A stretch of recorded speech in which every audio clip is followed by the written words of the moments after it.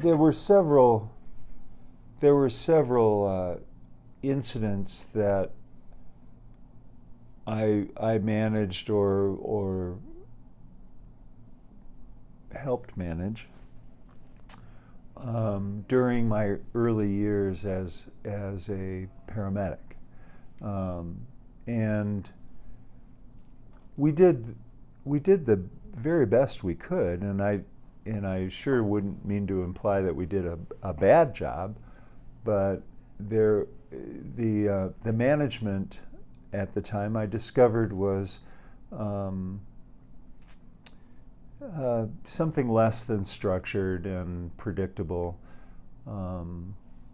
The term "seat of the pants" comes to mind when I think about managing those incidents, and again, that was part of the motivation to write a plan for the city. So some of the first incidents that I helped manage included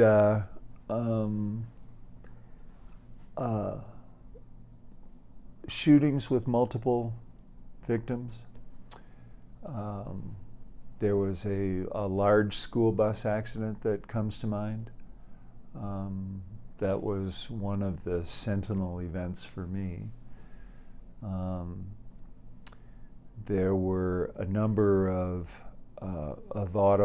other motor vehicle accidents involving several vehicles and several patients, to manage at the same time. But I would say that the larger events that I helped manage included the crash of Continental Flight 1713 in November of 1987, which occurred after the plan was in place for the city, and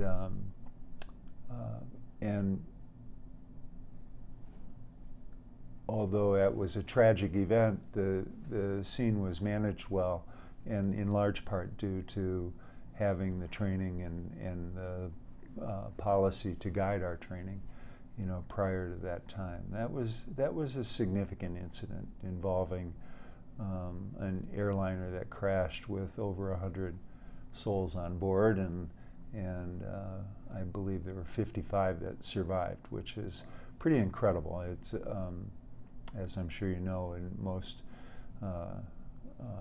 crashes of airliners, usually everyone's killed, and or the majority are, and this was a large number of survivors from that incident.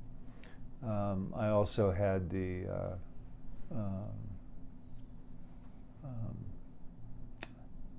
opportunity to participate in the management of the shooting at Columbine High School, and there were a number of aspects of that particular incident that could have been managed better, and that was another sentinel event that motivated me to continue with this work. Well, the marketing approach that we follow or we utilize in our training is essentially a grassroots approach. In emergency planning, in almost any venue, it's been our experience that many people who are charged with the responsibility for establishing plans and then organizing training that reflects that plan, and then conducting big exercises that where there's an opportunity to utilize that training. In many cases, the people who are responsible for that planning.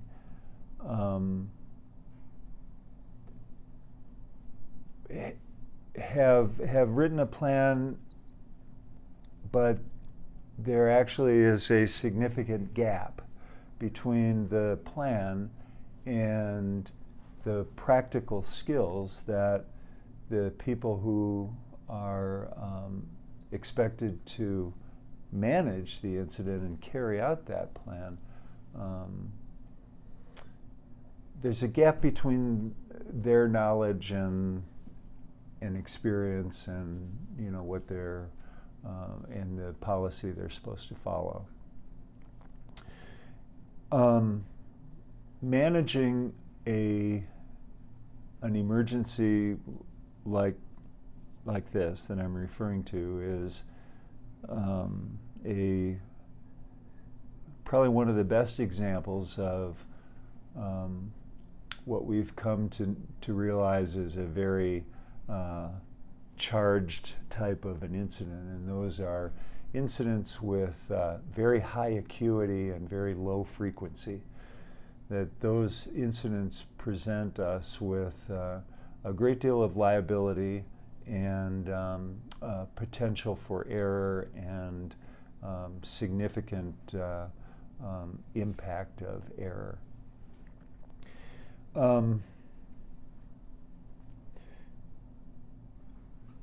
So people want to believe that they are fully prepared, especially the people who are responsible for writing policy.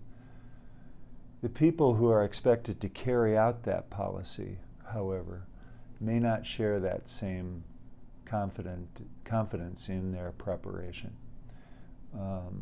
So the training that we provide appeals to the people with, and the expression that we use is the people with their boots on the ground, the people who are expected to carry out the plan. There are all manner of training opportunities available to people to learn the structure of an organization that might be needed to be in place to manage an incident like that. They may have training in proper terminology to utilize, that is standard throughout the country. But their opportunity to actually develop the skill for structuring a scene and organizing the management is a different matter. And so when we market the plan, really our primary customers are those people with their boots on the ground, and appeal to their pretty much universal desire to have more opportunity to train in this area, because they know what it's like to be overwhelmed by an incident. And any guidance that we can provide them or structure to help them be more efficient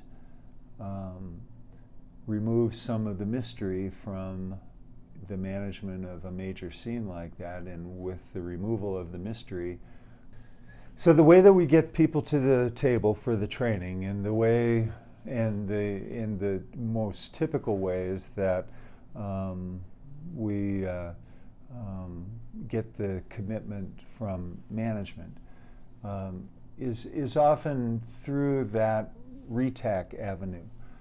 That's one of the ways, because the RETACs in the state are responsible. That's one of their missions, to promote this kind of training. So one way that it's organized and promoted is through the RETACs, who then communicate to the fire departments, ambulance services, hospitals, etc., communications offices, etc., all of the emergency services within their region, and then encourage the attendance of people from multiple disciplines. And that includes all 3 disciplines of public safety, meaning law enforcement and fire, as well as representation. Can you share an example? Yeah, that question of how to make it sustainable is actually one of the bigger questions that my group has been addressing. And what we are pursuing right now is following up our seminars that provide the fundamentals of the training with self-directed online video-based training programs that can be accessed by anyone, where they can have an interactive program that, again, is self-guided, that will present them with simulated incidents that they can manage. And the technology is really impressive to me, and I will readily admit to being pretty elementary in my understanding of some of this technology. But the interactive programs allow for almost endless permutations of how the incident, the scenario that's presented, may evolve, depending upon the decisions that the user makes as they go through that program. And it's our hope that an interactive web-based training program like that will be effective in reinforcing the concepts that were covered during the seminars.